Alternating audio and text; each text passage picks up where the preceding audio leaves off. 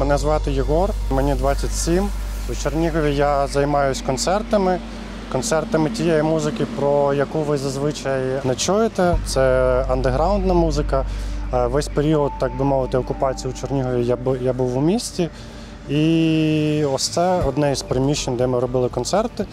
Певно, що останній, поки що навіть останній, а не крайній, який зробили перед тим, як Русня зруйнувала це приміщення прямим попаданням. Це приміщення Чернігівського молодіжного центру. І це ще історична, архітектурна пам'ятка? Це архітектурна пам'ятка місцевого. Це кінець 19 століття, якщо я не помиляюсь, десь там. От тут точно не скажу. Я точно знаю, що це за часів Радянщини, це був перший кінотеатр в області взагалі. Як всі ми думаємо, це просто через те, що будівля знаходиться у історичному центрі, і хотіли вони попасти саме на Червону або Красну площу, хто як називає. А це у вас це центральна площа, називається Красна площа? Так. Ну, раніше дуже багато було суперечок саме через переклад, тому що красна в тому сенсі, що за кольором красна, але все ж історики вирішили, що... І за славетністю, походу, красна. Так, що красна в тому сенсі, що красна красива. Красна дівиця, красна площа.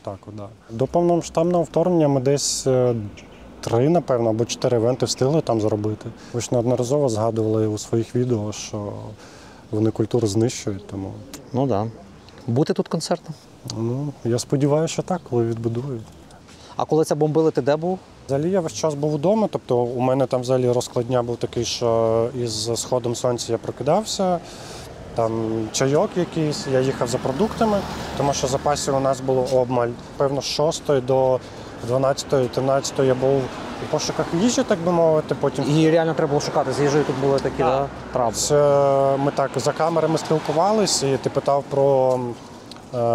Не знаю, як це правильно сказати, певно, що про страх, або чи боялися люди, що ми скоріше боялися не обстрілів, там не ракети якісь, а через те, що можемо просто загинути голодною смертю, тому що на другий вже тиждень, після, так би мовити, окупації, я особисто купував просрочені продукти, тому що ніякої альтернативи не було.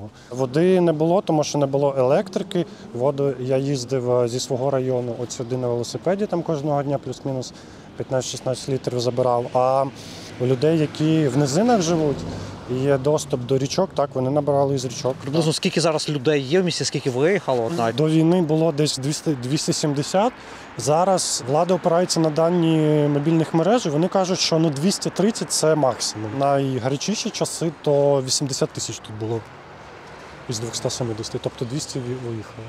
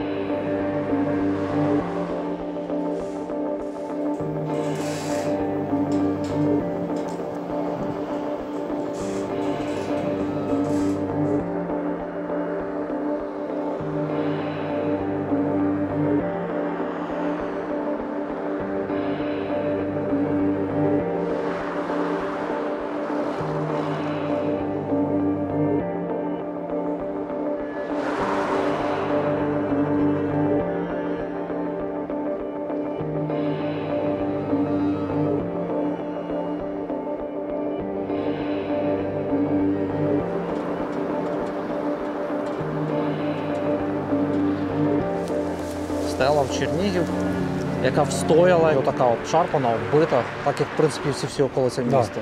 Я не думав, що такі руйнування в Чернігові, серйозно. Та можемо тільки на дерева подивитися, що з деревами. Та дерева всі викошені. Так ніби бензопилою, так. На цьому пагорбі це була перша битва, можна так сказати, де наші захисники майже голіруч зустрічали ворожий спецназ, там ДРГшник. Вони ж від кордону сюди доїхали просто отак колонами, доїхали без боїв практично? Вони зупинилися в Городні, в Седніві, там окупувалися. Там вони просто приїхали, поставили свої порядки і все. Тобто вони ж Київ за 3 дня, тому опору ніякого не було. А вже тут їх зустрічали зі зброєю. Оце була тактична, так би мовити, точка. Як казав генерал Ніколюк, той, що командував захистом саме Чернігова, то тут, от саме у цих окопах, щоб не помилятись, десь до 20 наших захисників тут були, і це чисто піхота. Тобто вони зустрічали там танки, БМП і всю цю навалу чисто з автоматами. І перші, наскільки я розумію, то зайшли там якісь типу суперелітні ультра-хардкор спецназівці російські. І от наші їх тут зустрічали. У цих саме окопах. Пройшло 8 місяців і вже воно таким мохом вкривається. А що з ним буде за 8 років? Ну, велику частину більше позасипають, а дещо позалишається і отак. Ну, бачиш, досі ж не засипали, може їх так і залишать. Рубці, меморіали колись будуть оборони, напевно, якогось міста Чернігова. Що, я так дивлюсь на ці прекрасні сіверські ліси, які ми колись ходили в похід, одне наше перше відео Хащетки легендарне, воно звідси дуже залетіло, по суті, напевно, за нього відомі стало. І зараз питання, коли ми зможемо повернутися от піти. Тебе запросити з нами в похід тут піти цими вашими Я лісами. хотів, але навіть Пес-Патрон каже, що це мінімум 10 років. А загалом, що можна там, де були активні бойові дії, про прогулянки лісу можна забути. Ну, це буде як і з Другою світовою війною. Тобто ви можете гуляти, але там через якихось 20 років натрапити на якусь міну або розтяжку. Ви ж єдина область в Україні, яка межує з Білорусі і з Росією. Це єдина область. Що можу сказати, що от саме до русаків ми не маємо прямого відношення, от саме як люди. Ну, в говорі, звісно, що російська у нас переважала так, але загалом всі були завжди націлені на Білорусь, тому що челноки, коли все було дуже херово наприкінці радянської влади, всі їх херачили в Мінськ, і навіть до повномасштабного вторгнення були люди, які їздили туди там закупати ковбасу, а наші продавати шмотки тут. Так що, ну, З Білорусі близькі зв'язки були, так? Да, саме Чернігів, він був більше пов'язаний з Білоруссю, ніж з Росією. Саме білоруси, вони не розуміють, що, яку участь вони у цьому приймають. Єдине, що писали, це не озлоблюйтесь, це все війна, все це пройде, і скоро ми зустрінемося. Ну, тоді можна їм передати, хай не ображаються, коли наші будуть їхні аеропорти роздовбувати. І військові частини зараз базуються. І коли наші люди, якщо вони будуть ризикувати заїжджати сюди на своїх номерах, будуть підпалювати їм машини.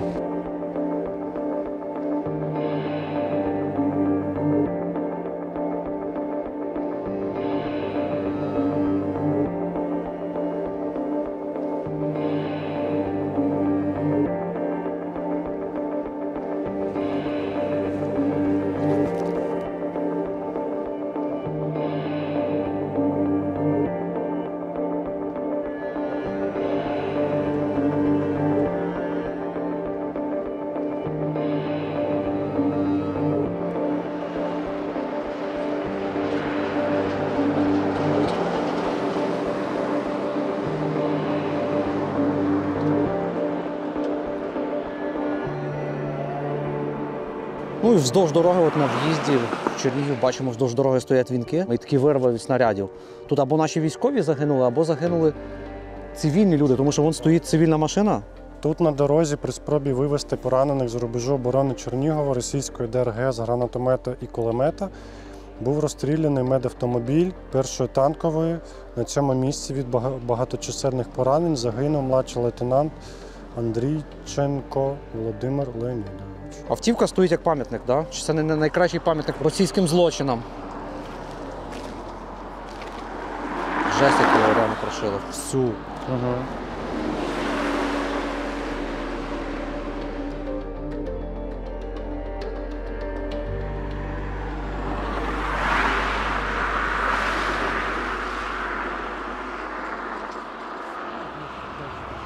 Отак Бобровиця десь виглядає. І це ще не найгірший випадок. Тобто є дуже багато будівель, які просто вщент знищені. Я насправді цього не знав. Єгор говорить, що якщо в будинках залишилися ще навіть десь стіни, це вважається частково зруйнований будинок. Повністю зруйнований будинок – це вже от фундамент, все лежить. Думаю, оце, напевно, вже повністю зруйнований будинок. І за статистикою в Чернігові таких 101 повністю зруйнованих будинків. Ні, це ж не повністю зруйновано. Оце вважається теж не повністю, це частково. Дивись, якщо частина стіни стоїть, то да. А це частина стіни хіба?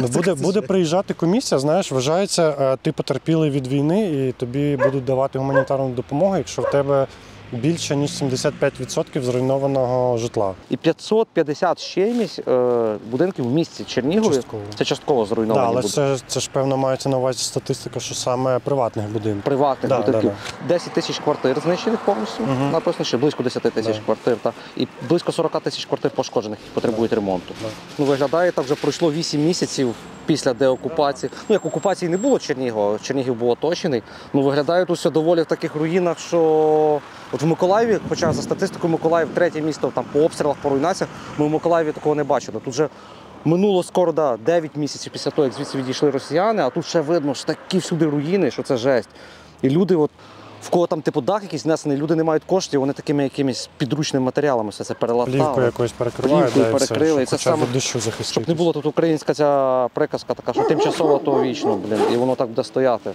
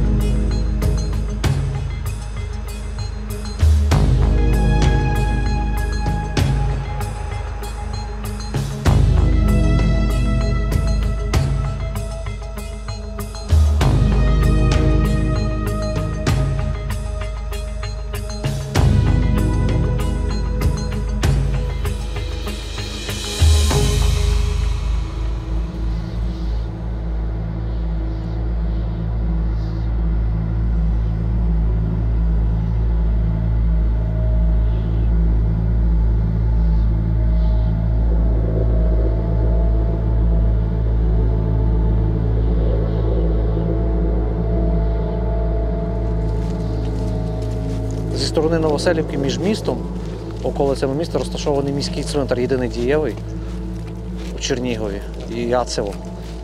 Я не знаю чому, або промахувалося, або для чого. Ну, тому наших не позицій теж нічого. Ні, нічого тут не було. Ну, вони ж ніколи прямо в ціль не потрапляли.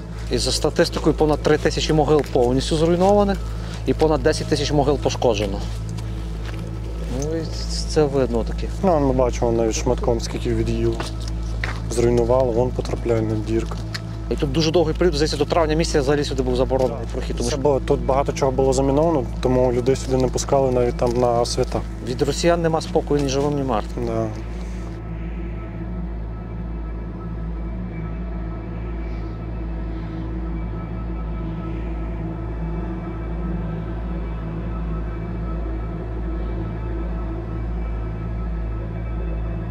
Тут в основному захоронення були атошників, і під час активних бойових дій то вони сюди ціленаправлено стріляли, щоб понівечити, знищити повністю і пам'ять, і могили захисників наших. Ну, от, на прикладі каплички.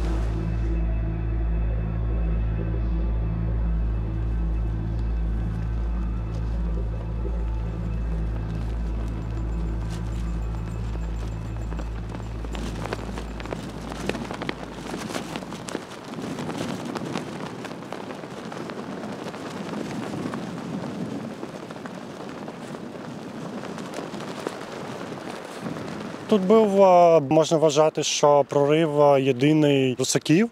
Єдиний тому, що є така місцева байка, що місто починається там, де починається багатоповерхівки. Тобто, що це можна вважати як вже окраїна міста, там вже починається така його індустріальна частина, виїзд. Ну, чуваки просто стоять собі, курять, там один з одним балакають, і отак, опа, повертаються, а з цієї сторони щось там чоловік десь 40-50 вибігає російських військових і 3 танки. Вони такі, типу, добре утро.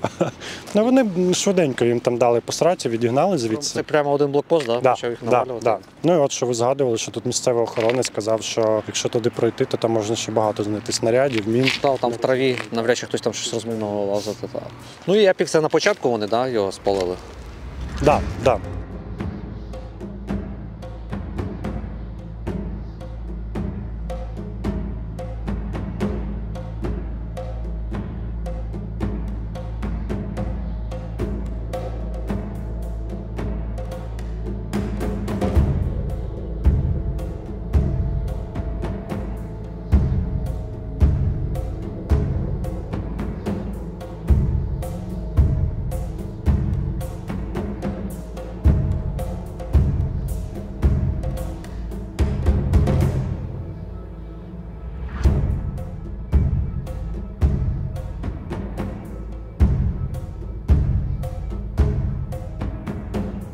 Привіт, мене звуть Дімою. Я займаюся пауерліфтингом, майстер спорту з пауерліфтингу, я тренер. Також я влаштовую вечірки зі своїми друзями в Чернігові, як називається наше творче об'єднання «Дружба Юніті». Ми багато чого робимо. Весь час бойових дій я був в Чернігові, весь час блокади, весь час бойових дій. В цьому будинку мешкав мій батько. Будинок сам постраждав від обстрілів. Саме в цьому кварталі були бої. Мій батько в перші дні ще бойових дій заходив за речима сюди. Він йшов з моїм старим рюкзаком, який був якраз військового класу. Саме з цієї сторони заходили російські військові і приривався один танк. І він попав якраз під обстріли. Була ще одна історія з священником, не знаю якого патріархату, але скоріш за все московського, тому що він ходив, з ультрафіолетовою лампою, з якоюсь фарбою. Його якраз спіймав мій батько. А це було зранку, десь о 6, напевно, годині. Чуєш якийсь шум на вулиці. Виглянув, дивиться, а цей священик ходить, малює щось. Тоді його почав кликати, він взяв лампу, розбив і втік просто. І потім, коли його в'язали, він не захотів представлятись, у нього якісь документи знаходили саме з церкви, але я не встиг подивитися, саме з якої церкви він був. Тобто це було дуже жорстко. Гадай з одного разу. Ну, я думаю, московського,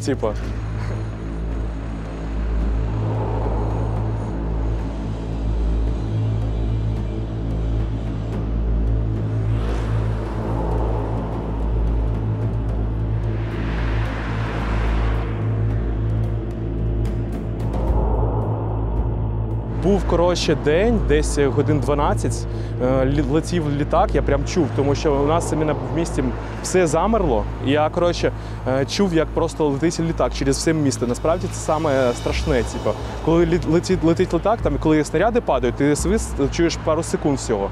А коли літак летить, він через все місто летить, гул чутно не все місто, і невідомо, де все впаде. І у нас постійно літало. Вони, немов за графіком, вилітали в певний час, постійно скидували щось, поки їх не почали збивати, І, пам'ятаю, гул був цей, ми сховались в укриття і чуємо просто дуже жорсткий вибух, що просто я живу тут десь, не знаю навіть скільки кілометрів, багато достатньо. І, в нас будинок аж трясся від цього вибуху. А тут в цей час, саме тут, стояли люди в аптеку. Тут була саме аптека. Там, наприклад, магазини були. В сумі тут нарахувалася 51 людина, яка загинула. Просто із-за того... За один цей авіаналіт, так? Так. Тут іменно все було засипано. Тут так просто походити не можна, тут же вже позрізали. Більшість того, що тут було, позрізали, щоб люди просто не травмувалися, тому що тут було небезпечно навіть ходити. Пройшло 8 місяців і ще такий, тершакова така жахлива картина, що це було тоді. Ось тут машини також погоріли, тут також ще стояв транспорт, одну машину перевернули, туди прибрали. Для Чернігова це одна із самих великих трагедій, тому що я, наприклад, не знаю жодного випадку, щоб саме в Чернігові за один такий прильот стільки людей загинуло. У нас в цілому загинуло десь 700 людей, із них більшість якраз це цивільні. Так, ось тут, наприклад, вже були, можна сказати, кімнати, все просто попадало. Близько 10 тисяч квартир розбитих в Чернігові? Здається, так. Я просто за цим так сильно не слідкував. Точну цифру я не знаю. Але дуже багато навіть серед моїх знайомих є люди, які також постраждали. Це ж тут, що потім дізналося, що цей пілот відомий ККК. Це якраз він, я не пам'ятаю, яка в нього фамілія. Ну, власне, він сюди кидав ці бомби.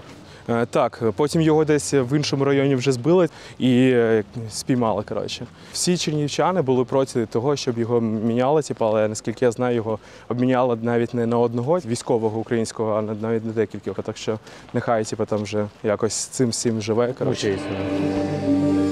Таких як цей красноярців мають знати і пам'ятати наші покоління. Він розбомбив цей будинок літаком Су-34, а потім наші його збили, він катапультувався, тікав. І селяни його почали з вилами доганяти. Наші. Це правда. Да, і він застрелив когось мужика просто. І на нього якраз з вилами біжав. Ее уже отменяли, скотину. 47 человек погибло тут, в цьому районі. Погибла жінка, дочка и одна реанимация, то есть такое. И в Польшу возили, мы не знали, там вечером ездили. А так помогли. А ви в домі були, да, коли це прилетіло тут в квартирі? Не, а мне просто повезло. Я в то время никогда не ходил в Союз, а то пошел в Союз. Супермаркет? Ось рядом Союз. Ага. Ну, в то время был я в Союз. Когда вот это У вас вікна теж повилітали, тут все. Ну, все повылетало.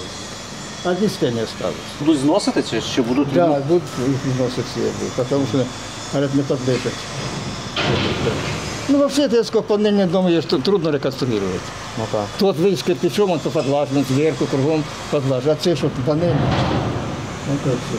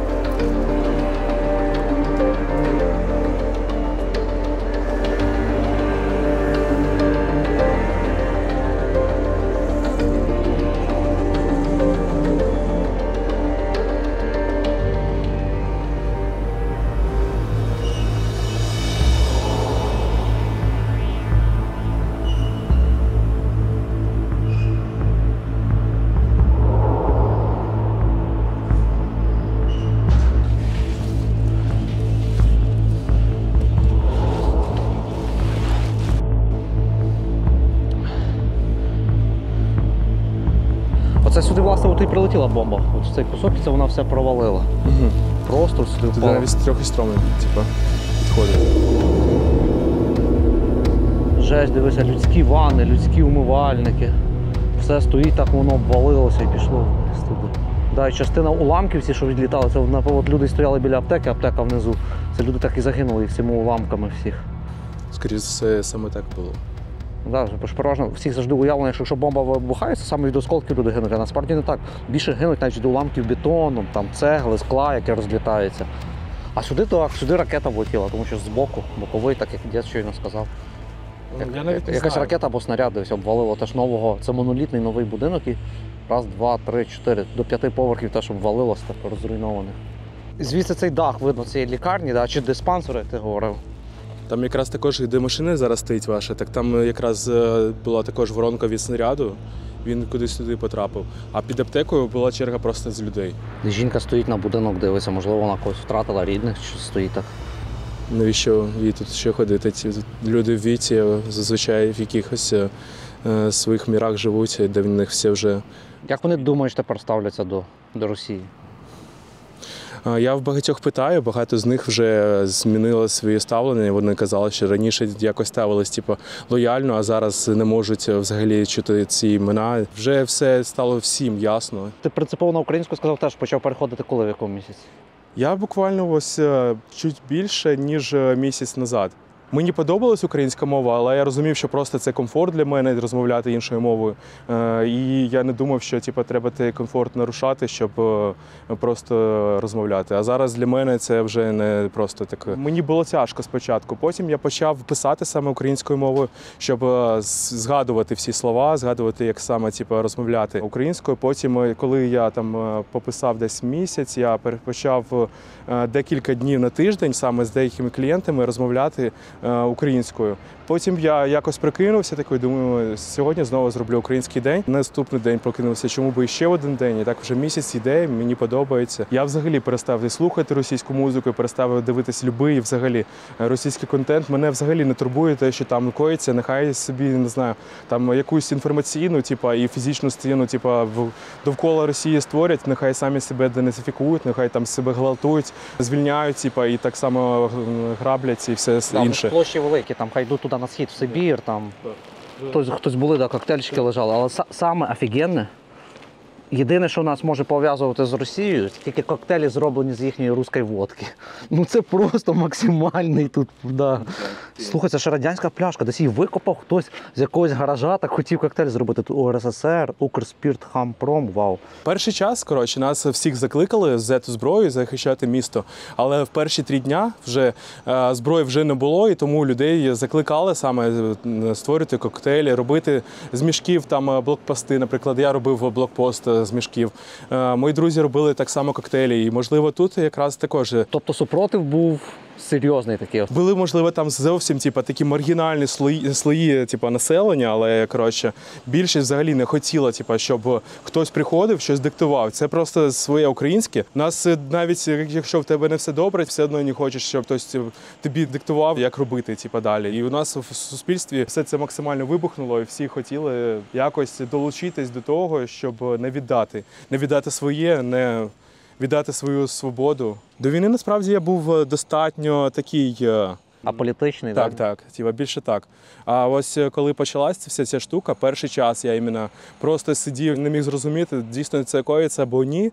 Потім в мене в один момент, коли ця штука сталася, потім, пам'ятаю, прилетіло в чергу, де стояли люди за хлібом просто, там загинуло на місці 13 людей. Я такий прокинувся, дивлюсь, цю новину, і в мене така злість, така ненависть просто прокинулась в один момент. Я такий думаю, це дуже жорстко, я не хочу бути з цими людьми, я не хочу ніяк себе взагалі асоціювати. Ні мова, ні культура, нічого мені цього не потрібно. Щодо всяких панків з Росії, з Білорусі, я також з ними був там знайомий, спілкувався, так в них дуже такі странні позиції. Це зараз ти пробував з ними спілкуватися вже під час війни? Вони самі мені вже писали, тому що мені вже все одно, насправді, що вони думають, мені все одно не їх позиції, тому що, якщо в нас йде війна, а вони живуть в Росії, вони платять там податки, вони спонсують цю війну, вони, хоч навіть, можуть там виходити на мітинги, вони все одно, живучи там, вони майже нічого не роблять, і вони такі ж самі співучасники того, що в нас коїться, того, що коїться по всій Україні. Вони писали, що не все ж так однозначно, це ж просто власті, там щось роблять, а ми ж з тобою нормально раніше спілкувались. Все вже зрозуміло. Є агресор, є сторона, яка терпить від цієї агресії і зараз дає пізди тому агресору, який так само проявляв агресію до інших країн, і це буде продовжувати далі робити, якщо їх просто не зупинити. І якраз те, що роблять наші військові, те, що роблять наші волонтери, це зупинить дуже багато того зла, яке могло б статися в майбутньому. Для мене, для моїх друзів, не було б тут життя зовсім. Ми люди, які люблять свободу, так само, як всі українці. У нас можуть бути різні взгляди, різні погляди на життя, різні всякі штуки, але ми все одно цінуємо свободу один одного і ми якось вживаємось. А при Росії... Ти відчув цю різницю, їздячи в Білорусі, я теж по Білорусі мандрував, там відчуття свободи просто перманентно відсутнє. Так, там якось все синтетично, немов, знаєш, лікарня просто. Приходиш в лікарню, все там повинно бути чисте, все повинно бути дуже прагматичне. Тобто прийшов, всі мають тихенько говорити, да. ходити по комендантській годині. Це виглядає дуже жорстко, я не хочу так жити. Все це, що ми переживали, все, що зараз переживає вся Україна, всі українці, це саме ціна тієї свободи, яку ми будемо потім цінувати ще більше.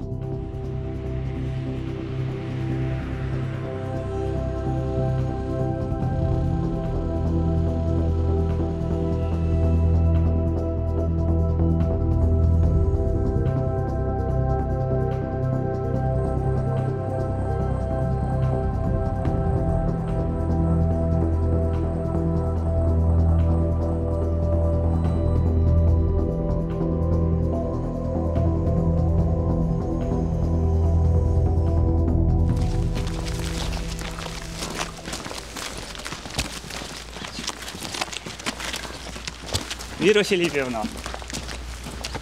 Пізнали?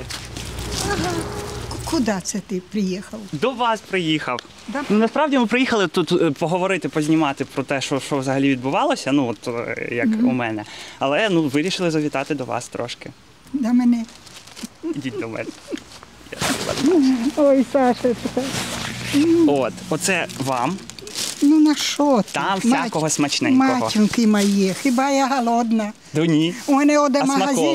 смаколики, Так що, так я ж гроші получаю. Ну так. Один і магазин близько, не треба Ну, да. нікуди ходити. От. Я думаю, що воно йде похоже на телефон. Це я. Ага. А як там бабушка твоя? Ну нормально. Живуть. Нормально? Ну і слава Богу. А ви як? А я ж оце так, сама сижу в хаті, так уже скучно. Вийшла ж на вулиці тепло, так скамейку винесла, думаю, посажу людей, побачу. От сижу ж і вас бачу. Так це ви приїхали іменно у село наше. Так, дивіться, ми хочемо погуляти. От у мене хочуть порозпитувати взагалі, от як у творчої людини з молоді, так? Як взагалі я той період пережив окупації? Що Ой. взагалі то було? Страшками пережили, страшка. Так. Страшками пережили. От. Я постаріла не на год, а на 5. Пам'ять отшибло зовсім. Совсем. І така я зробилась, наче мені вже 90 років. І хожу погано, і нічого не тямлю, ну нічого. Угу. Ну це так, тебе я вгадала. Вже як ви пішли від мене, так я тоді, як починаю стріляти, ложусь на дивані і лежу. Хай разом мене вбиває з хатою. Аж ні, Бог милував. Бог милував. Ну, значить, ще є час. Ага, ще трохи полеплю. Да. Ну, добре, поїдьте собі. Добре тоді. Радий був бачити. Я рада, Ігорочек. Рада вас побачити.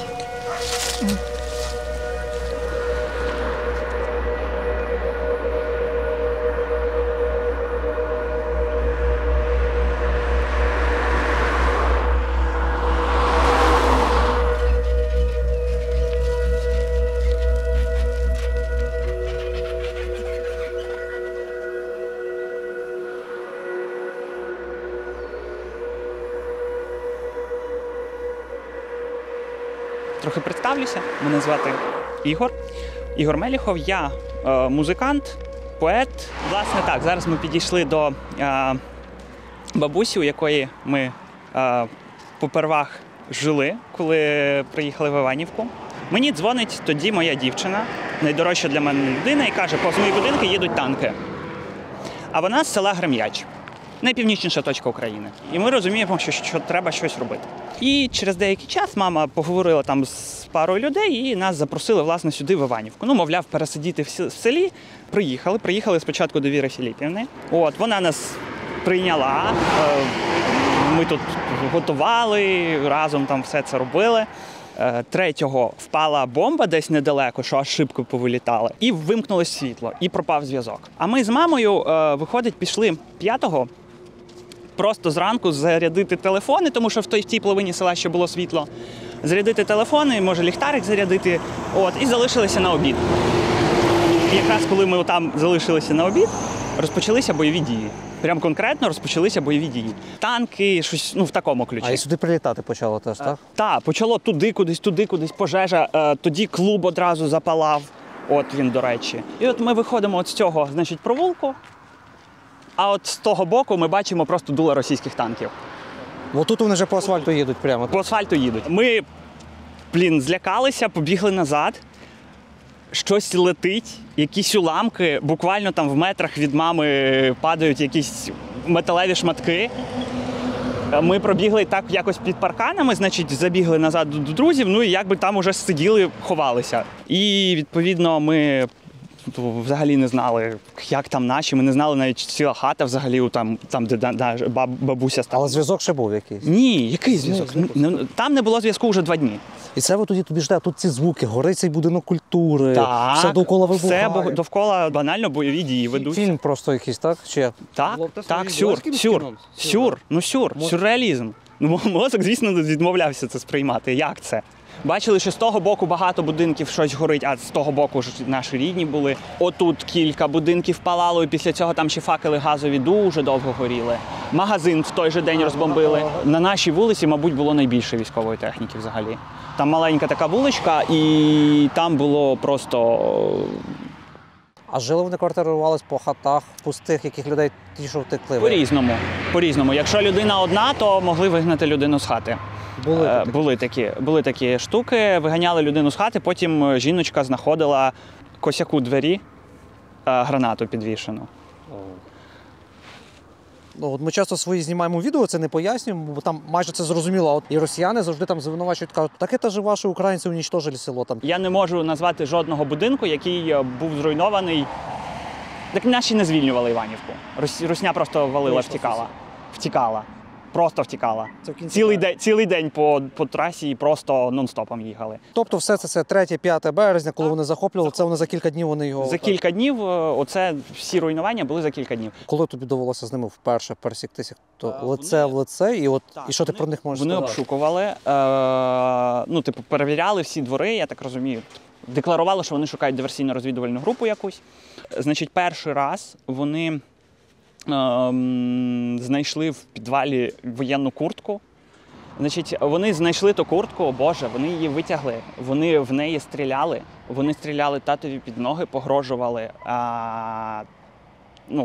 банально випитували, звідки та куртка. Насправді це просто куртка, яка в господарстві. Нам дуже пощастило, що в цей час вийшла бабуся отака. І полізла там до них ледь не обійматися, то вони трохи пом'якшали. Потім обшукували вдруге, перевіряли телефони і їх конфіскували. Оце, мабуть, найстрашніше, що нічого не можна було зробити. Спочатку я вів щоденник. Писав все, що завгодно. Від руки письмово? Так.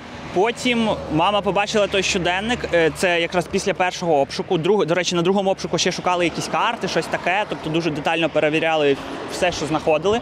Тому мама дуже вчасно його побачила, що там написано, каже, слухай, давай не треба. Тому що там досить відверті думки були з цього всього приводу. А чим ви харчували ще? Картопля з погребу. Одна картопля 25 днів практично. Здебільшого картопля. У мене 27 березня день народження був. Ми тоді запекли картоплю з кибочками, з олією. І, до речі, 30-го виїжджали російські війська з Іванівки, 31-го ми вперше побачили лелек.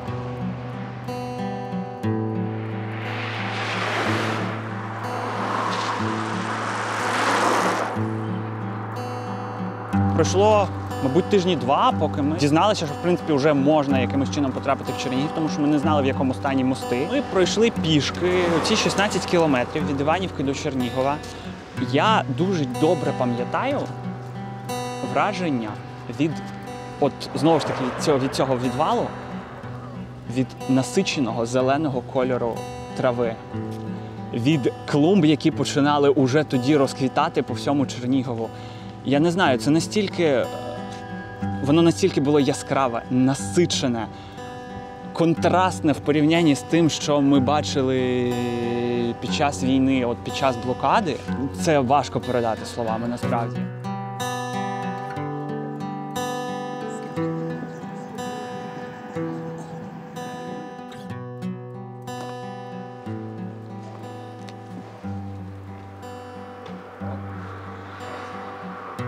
А завтра скінчиться війна. І гради вже відстріляють. Зустрінемось знов. Ти і я. І в темряві свічка заграє. Згадаємо ми, як кохати. І спраглі, не знаючи меж, ми будем, мов птахи крилаті, сягати любові небес. Ми будемо знов відчувати ті дотики, що, мов вино, відчинять ворота і грати, і стане так п'янко тепло. Цілунки в тілах наших збудять невпинний і пристрасний вир. Серця, наче ластівки в грудях, тремтітимуть вдень і вночі.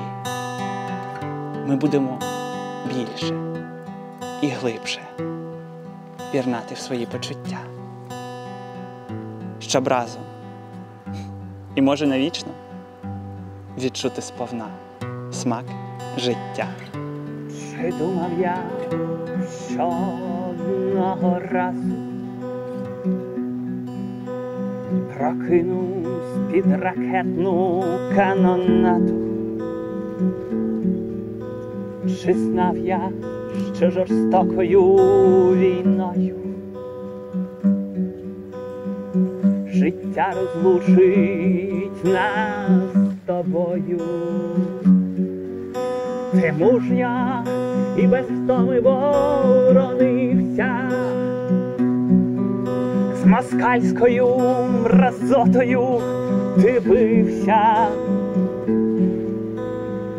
і запеклись на тобі криваві шрами, та ти беріг країну мати. Чернігів, місто героїв, невтомних, готових до бою. Незламні твої давні брами, і гордо стоять